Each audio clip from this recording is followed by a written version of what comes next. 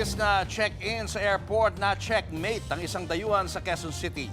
Nabuking ang pagpapavictim niya na kunwari na-snatch ang pa-expire na passport para makaalis siya pa Italy. Nasa frontline na balitang yan si Carol De Asa.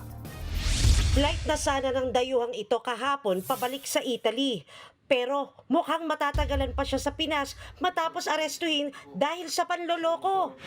Ayon sa pulisya, nagsumbong ang Italian national na tinangay raw ng riding in tandem ang clutch bag niya noong June 3 sa bahagi ng Pituazon Boulevard, Quezon City. Laman daw nito ang kanyang mga dokumento, passport at 9,000 pesos na cash. Agad namang nag-ocular inspection ang mga pulis at nireview ang mga kuha ng CCTV sa lugar. Pero wala namang nakitang riding in tandem at hindi rin nakitang naglakad ang Italian national sa lugar.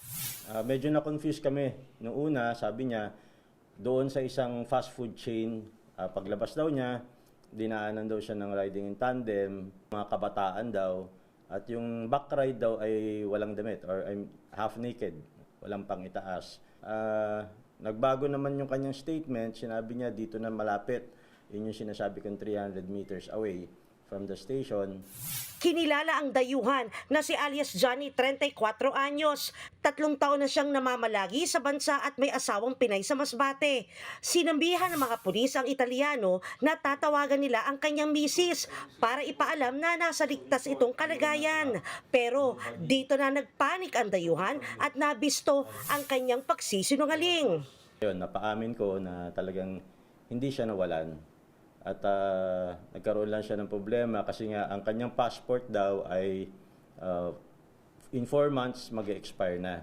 Ang naisip niyang paraan ay mag-fabricate na siya ay biktima ng snatching para maka-avail siya sa embassy ng tawag nila ay emergency passport.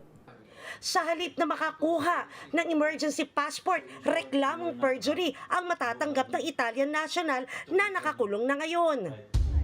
Nagbabalita mula sa Frontline, Carol De Asa, News 5! Mga kapatid, Julius Babaw po. Para sa komprehensibo at makabuluhang balitaan at talakayan, mag-follow at mag-subscribe na sa social media pages ng News 5.